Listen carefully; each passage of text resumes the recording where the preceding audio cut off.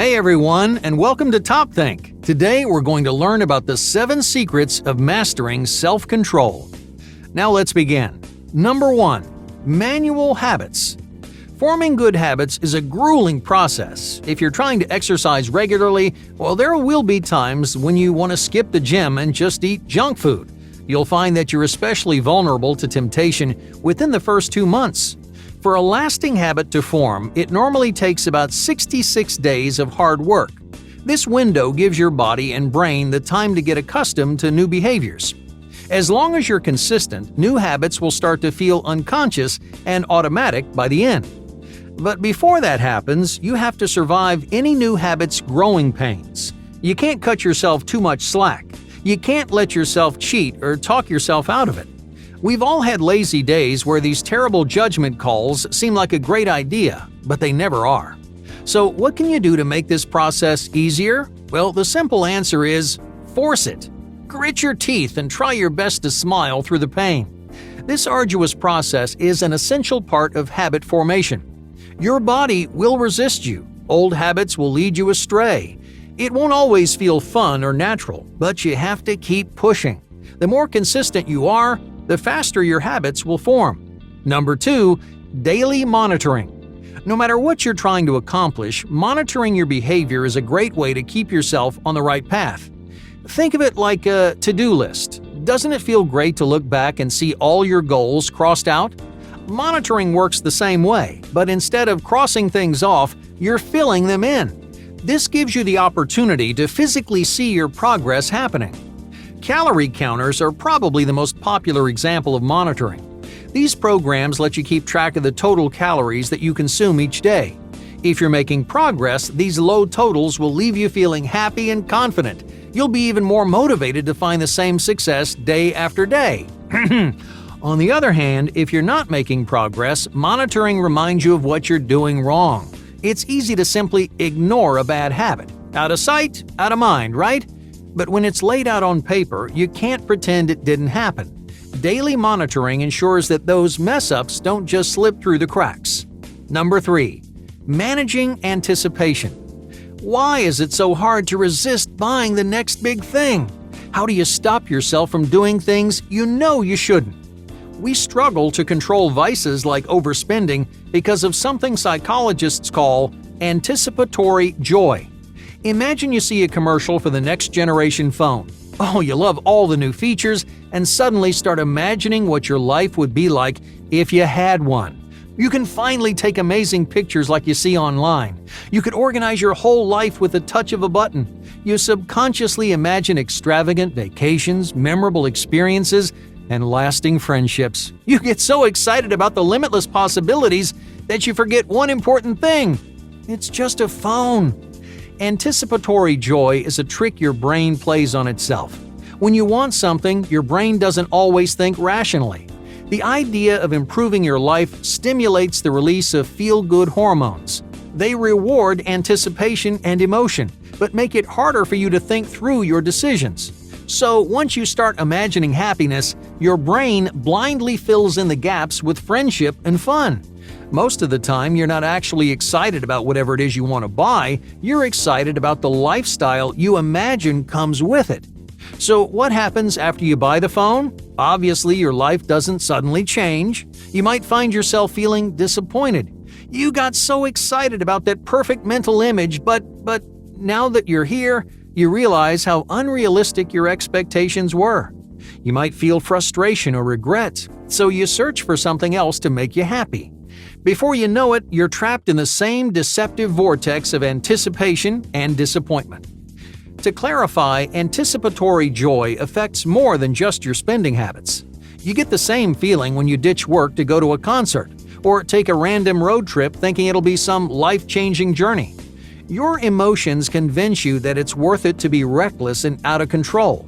They sell you a vision of your future that, unfortunately, will never come true. If you let your expectations get the best of you, you'll end up jumping from one letdown to the next. So how do you keep your imagination under control? Anticipatory joy isn't actually a bad thing. You're just aiming it the wrong way. Instead of getting excited about the material things you want, Concentrate on the person you want to be. Start anticipating what your life will look like when you accomplish your goals. That way, you're excited about something that will actually make you happy. Number 4. Patterned living.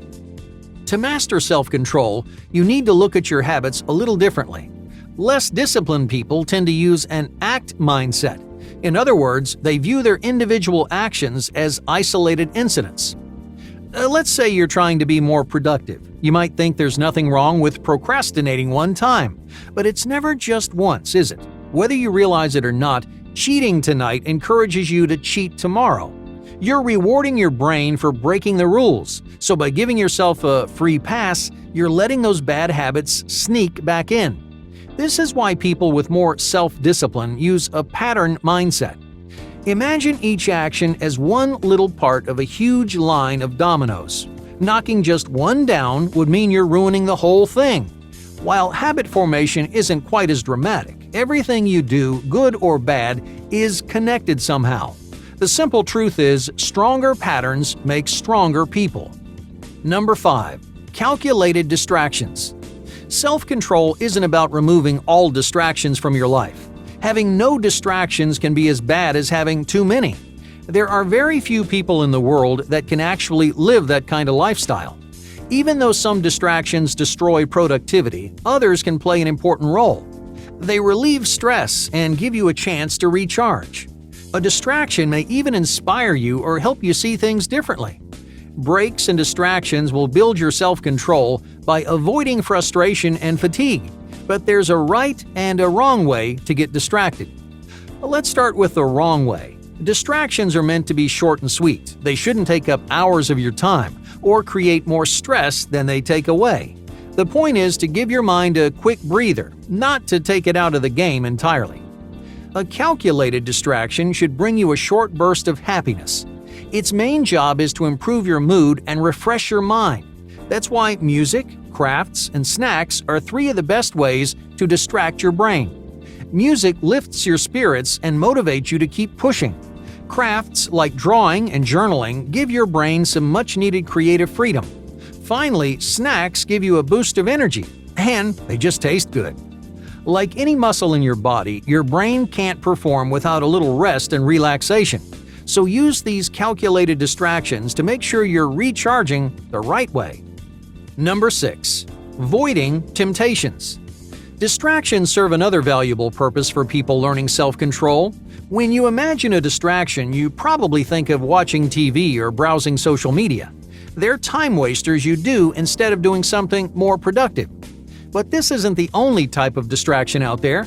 A study from Columbia University found that distractions could be powerful tools to keep you from making mistakes. In this famous study, researchers gave marshmallows to a group of 4-year-olds. To test their self-control, they told each child not to eat the marshmallow, no matter how badly they wanted to. As you might have guessed, plenty of the kids didn't listen. But the ones who did stayed disciplined by distracting themselves. They sang or played games to get the marshmallow off their mind, and you know what? It worked. You can do the same thing to avoid falling back into bad habits. Whether it's cheating on your diet or spending too much money, distractions can stop you from giving in to temptation. Every time you feel like breaking, force your brain to think about something new. But don't just stare at your phone or binge another show on Netflix. You need distractors that make you feel fulfilled and motivated. You can read a book, listen to a podcast, or just go do some chores. The point is to associate self-control with something that makes you feel better about yourself.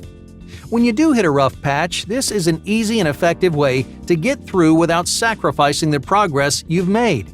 As time goes on, you'll need to distract yourself less and less. Eventually, those bad habits won't even cross your mind. Number 7. Productive forgiveness. We've talked a lot about preventing mess-ups and avoiding temptations, but sometimes we just make bad decisions. You might skip a day, break your diet, or slip back into old habits. So what do you do then? You start by forgiving yourself. One mistake can hurt your progress, but it doesn't mean you can't come back.